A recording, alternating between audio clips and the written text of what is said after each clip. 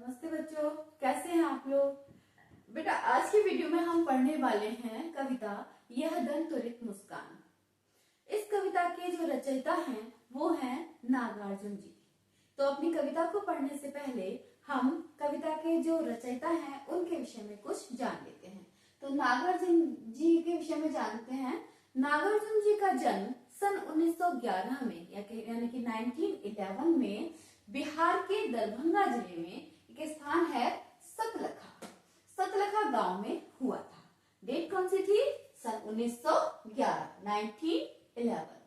इनका मूल नाम था वैद्यनाथ मिश्र, यानी कि जो बचपन का इनका बेसिक नाम ये नागार्जुन नाम से कविता किया करते थे, लेकिन इनका जो नाम है वो है वैद्यनाथ मिश्र। अच्छा, इनकी आरंभिक शिक्षा जो है वो संस्कृत पाठशाला में ही हुई। उसके बाद हायर एजुकेशन के लिए पहले ये बनारस गए और उसके बाद फिर ये कोलकाता में गए। ये बचपन से ही घुमक्कड़ी स्वभाव के थे। इनको घूमना बहुत पसंद है, सारी जगह को देखना बहुत ज्यादा पसंद इनको था। तो सन 1936 यानी कि 1936 में वे श्रीलंका गए।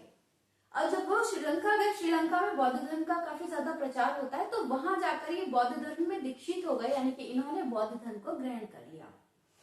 2 साल तक ये वहीं पर रहे। उसके बाद 1938 में ये वापस भारत आते हैं। भारत आने के बाद इन्होंने पूरे भारत की कई बार यात्रा की, कई बार भारत की यात्रा की, अपनी रचनाएं करी। उसके बाद सन 1998 यानी कि 1998 में इनका देहांत हो गया। तो अब हम बढ़ते हैं अपनी कविता की, ठीक है।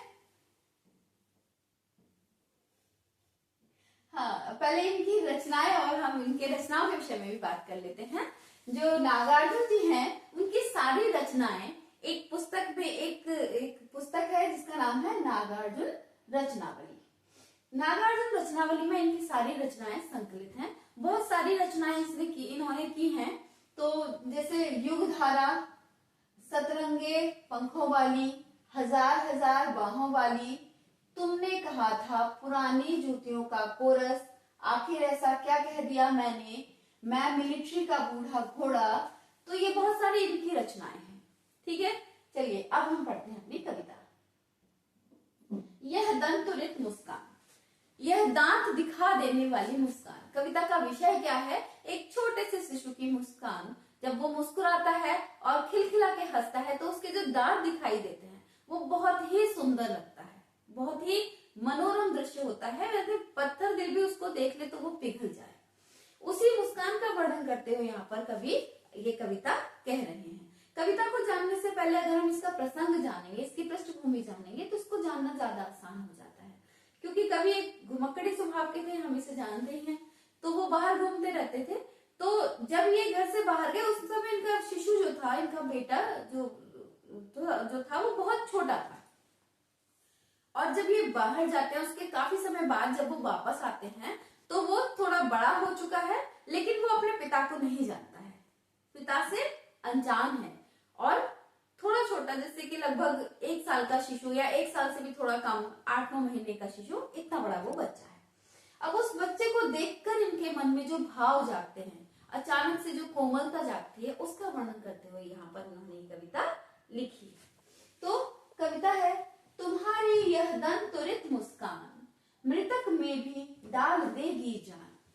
कवि कहता है कि हे शिशु, तुम ये जो दांत दिखाकर मुस्कुरा रहे हो, तुम्हारी यह मुस्कान इतनी सुंदर है, इतनी मन भावन है कि ये मृतक में भी जान डाल सकती है। यहाँ पर अतिशयोक्ति अलंकार का प्रयोग किया गया है, क्योंकि मृतक में वैसे तो जान नहीं पड़ सकती, हम जानते हैं, लेकिन कभी बढ़ा चढ़ाकर कह रहे हैं कि इतनी मनमोहक मुस्कान है कि मुर्दा भी बोल उठे।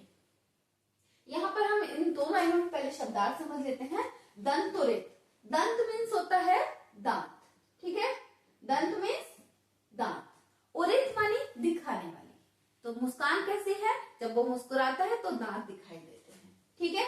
मृतक तो ऑब्वियसली डेड जो पर्सन होता है, डेड बॉडी, उसको कहते हैं मृतक, ठीक है। तो मृतक में भी डाल देगी जान, तुम्हारी ये मुस्कान इतनी सुंदर है, इतनी मनभावन है कि मृतक जो है वो भी जिंदा हो जाएगा, उसमें भी जान बढ़ जाएगी। धूल धूसर तुम्हारे तुम्हारे ये गात, छोड़कर तालाब मेरी झोपड़ी में खिल रहे जलजात।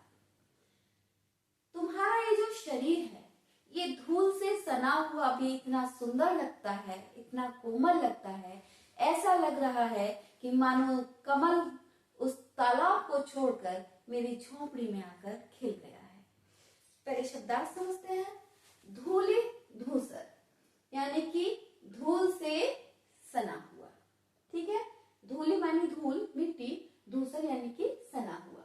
गात, गात यानी कि शरीर, ये शरीर का एक पर्यायवाची होता है, ठीक है। यहाँ इस शब्द को समझते हैं जलजात।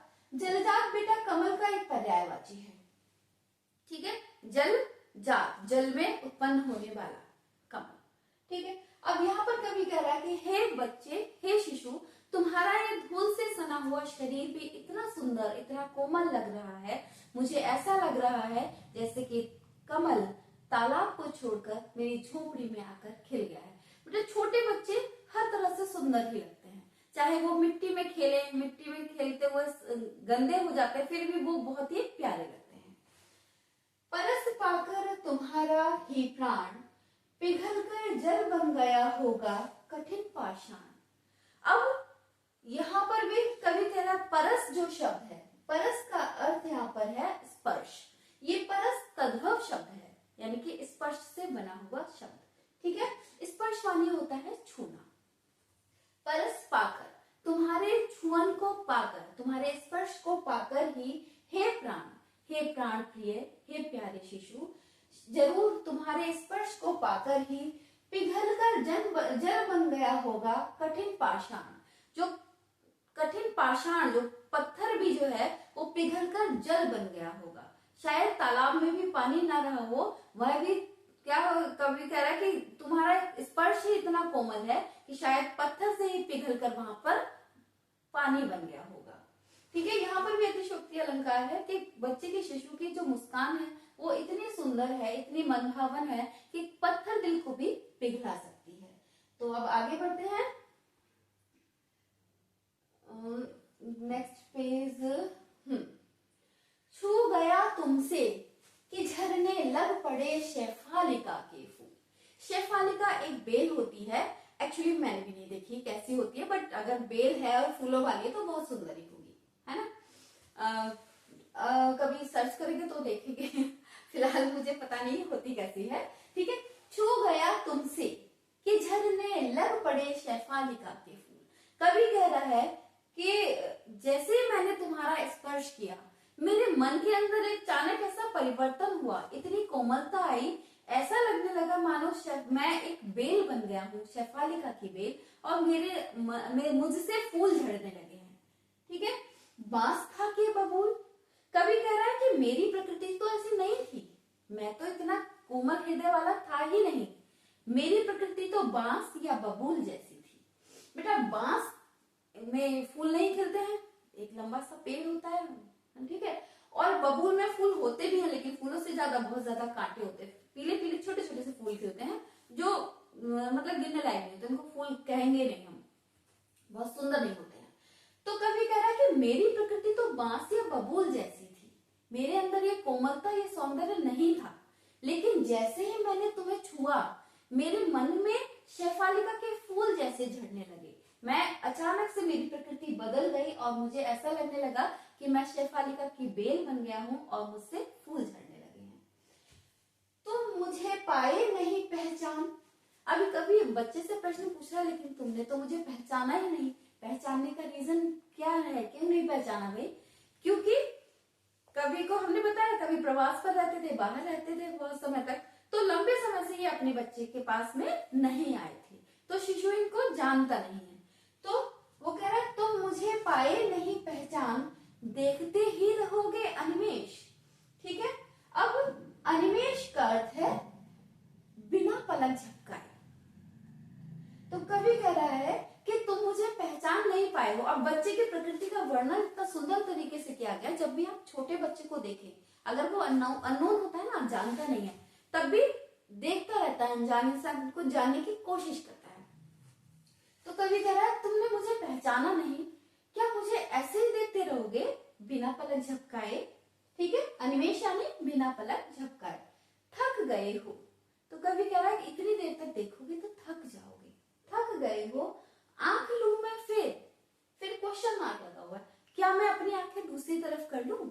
यानी कि वो कह रहा है कि बच्चा लगातार उसको देख रहा है, उसको समझने की कोशिश कर रहा है। तो कह रहा है तुम मुझे पहचान नहीं पाए हो और तुम मुझे बिना पलक झपकाए देखते ही रहोगे, थक जाओगे, है ना? तो मैं ही अपनी आंखें थोड़ी देर के लिए फेर लेता हूं ताकि तुम्हें थोड़ा आराम मिले। इस अतिथि से प्रिय तुम्हारा क्या रहा संपर्क?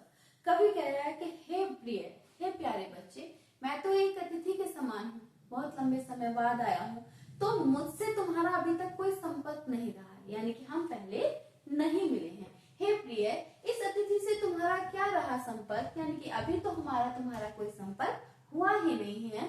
उंगलियां माँ की कराती रही है मधुपर्क। मधुपर्क शब्द यहाँ पे हम समझ लेते हैं। मधुपर्क होता है मिठास को चखाना, ठीक है। तो जब हमारे यहाँ पर एक संस्कार होता है, जब बच्चा 6 महीने का होता है तो उसको थोड़ा हार्ड फूड देना स्टार्ट करते हैं। तो उस समय में क्या होता है, उसको मीठा थोड़ा सा शहद या खीर वगैरह कुछ भी बनाया जाता है और बच्चे को उंगलियों से उसको चटाया जाता है। इस संस्कार को हम चटना संस्कार कहते हैं और उसी शब्द का अर्थ यहाँ पर होता है मधुपर्क, ठीक है। तो कवि कह रहा है कि हे प्रिय, अभी मेरा और तुम्हारा कोई संपर्क नहीं रहा है, हम दोनों तो एक दूसरे से अनजान हैं। तुम तो अभी तक अपनी माँ के ही संपर्क में हो, क्योंकि तुम्हारी माँ ने ही तुम्हें आज तक मधुपर्क कराया है। तुम्हारी माँ ने ही अपनी उंगलियों से तुम्हें ये भोजन को थोड़ा थोड़ा करके खिलाया है। देखते तुम इधर कनखी मार। अब कभी कह रहा है, जब छोटा बच्चा होता है ना, तो जब आपको वो सामने से देख रहा है, अगर आप कुछ बोल देंगे तो वो थोड़ी देर के लिए नजर बचाएगा, फिर कनखी मार यानी कि तिरछी नजरों से उसको देखता है। कनखी मार शब्द का अर्थ है कनखियों से देखना, यानी कि थोड़ी सी तिरछी नजर करके उसको देखना। तो कवि कहता है कि देखते तुम इधर कनखी मार, अब तुम मुझे कनखियों से देख रहे हो, तिरछी नजरों से देख रहे हो। और होती जबकि आंखें चार, और जब हमारी आंखें मिल जाती हैं, आंखें चार होना एक मुहावरा है, ठीक है। आंखें चार होना यानी कि आंखें मिलना, दो मेरी दो सामने वाले की, और जब दोनों की आंखें आपस में मिलती हैं तो उसको हम कहते हैं आंखें चार होना। तो यहाँ पर कवि कह रहा है कि जब और जबकि होती आंखें चार, और जैसे ही मेरी तुम्हारी नजर मिल जाती है, तब तुम्हारी दंतुरित मुस्कान, और तब तुम्हारी ये दांत दिखा देने वाली मुस्कान मुझे लगती बड़ी ही छविमान, और मुझे ये बहुत ही सुंदर लगती है।